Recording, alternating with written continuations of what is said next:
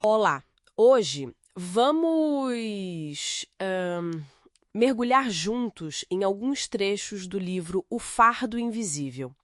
A ideia central é bem intrigante, né?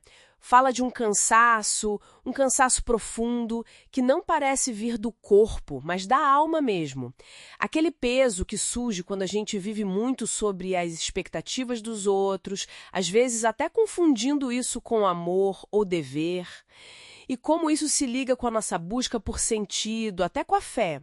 A epígrafe do livro já dá o tom, né? Até Jesus disse não.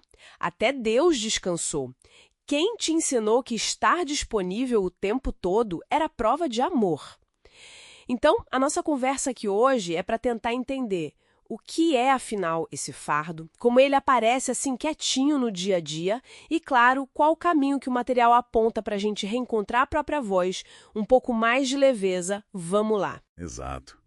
E esse fardo invisível, como o livro descreve bem, é justamente essa sobrecarga que não se vê, mas, nossa, como se sente. É o resultado de se doar demais, sabe? De carregar pesos que, na verdade, não são nossos. De dizer sim por um monte de razões. Por amor, claro, mas também por culpa, por medo de decepcionar. E aí, no fim das contas, a pessoa acaba se perdendo de si mesma. É uma exaustão da alma mesmo, um esgotamento que vai além do cansaço físico. E essa perda de si que o material menciona, ela acontece de repente ou é mais gradual? Porque, às vezes, parece que a gente só acorda um dia e não se reconhece. Olha, geralmente é um processo lento, quase imperceptível. O livro até detalha algumas formas como isso acontece. Uma delas é o tal do convite invisível, sabe? Aquela situação em que se aceita um papel, um projeto, uma responsabilidade que, lá no fundo, não nasceu no coração da gente. Começa talvez com uma generosidade, uma boa intenção, mas aí vira um peso. E o pior é que a validação externa, aquele "nossa, você é demais", pode até mascarar o vazio, sabe? O vazio de ter se perdido da própria essência. Faz todo sentido. É como se a gente vestisse uma fantasia tão bem que uma hora esquece quem tá por baixo, né? E o livro também fala da cultura do braço forte, certo? Aquela pressão para ser sempre útil, disponível, o pilar. Sim, exatamente. E essa é muito, muito comum. Essa ideia de que o nosso valor está em aguentar, em servir, em estar sempre ali, pronto para tudo. Isso leva a pessoa a perder a identidade, porque ela passa a se definir só por aquele papel. Sou a mãe que resolve, sou o profissional que ninguém substitui.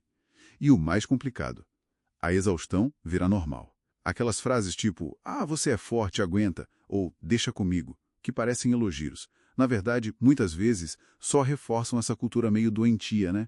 Que prende a gente nesse fado. Nossa, sim. E tem também a figura de quem carrega o piano, né? Aquela pessoa que é essencial ali nos bastidores, mas cujo esforço quase ninguém vê.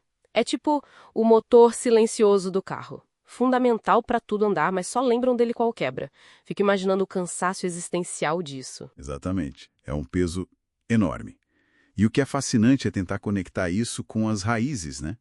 O material aponta muito para a busca por aceitação, para o medo da rejeição, que são universais.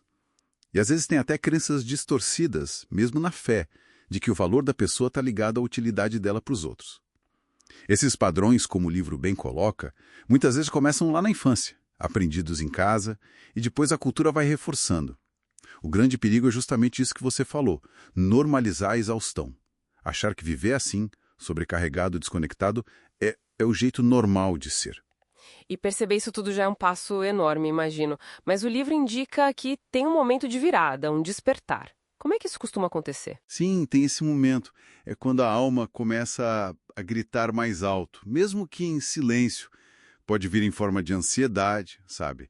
Irritabilidade sem motivo aparente, uma sensação de falta de propósito que não larga. É aquela percepção incômoda de estar vivendo o que o livro chama de projeto errado. Uma vida que não parece ser sua de verdade. Ou a sensação de estar numa gaiola dourada. Segura, confortável talvez, mas que impede a pessoa de voar, de ser quem ela realmente é. Uma gaiola dourada. Forte isso. E quando essa ficha cai, qual é o caminho que o material sugere para Para sair dessa gaiola? Para soltar o fardo? Então, o livro desenha um caminho interessante. Começa pelo discernimento, que é basicamente aprender a diferenciar o serviço genuíno que vem do coração daquela autoanulação por obrigação ou culpa. Para quem tem fé, é distinguir a voz de Deus, um chamado real, da pressão das expectativas dos outros. A chave é, nem todo pedido é uma missão para a gente, né? E isso leva direto para o segundo passo, a coragem de dizer não. Estabelecer limites saudáveis sem culpa. É um ato de coerência e de respeito por si mesmo. O livro até usa o exemplo de Jesus para mostrar que amor de verdade não significa estar sempre disponível para tudo e todos, que o não também faz parte. Mas essa questão dos limites, como lidar com a culpa que pode vir? Ou com a reação das pessoas? Porque, vamos combinar, muitas vezes é o medo dessa reação que prende, né? Sim, o livro teca nisso. A fase seguinte é justamente a reconexão. E isso envolve lidar com essas reações. É ter coragem de voltar a sonhar os próprios sonhos, sabe? Reconstruir a identidade fora daqueles papéis que os outros esperam. E, claro, isso significa aprender a navegar as reações de quem, talvez até sem perceber, se beneficiava daquela nossa antiga postura de sempre ceder. Exige firmeza, clareza. E aí, por fim, vem a criação. É a mudança de se ver só como uma ferramenta útil, para se reconhecer como uma fonte criativa capaz de manifestar a própria obra no mundo. Ou seja, expressar de forma autêntica quem se é e qual o seu propósito. Uau! Que jornada! Então, para a gente amarrar as ideias, aliviar esse fardo invisível é um processo, né? Um processo profundo de autoconsciência, de ter coragem para colocar limites, de voltar para a própria essência. Aquela oração do livro Me Devolve a Mim, Senhor, acho que resume bem esse desejo. No fundo, é sobre encontrar a leveza de viver alinhado com a própria verdade, e não tanto com o que esperam da gente. Exatamente isso. E acho que fica uma reflexão final aqui, bem na linha do que o material propõe.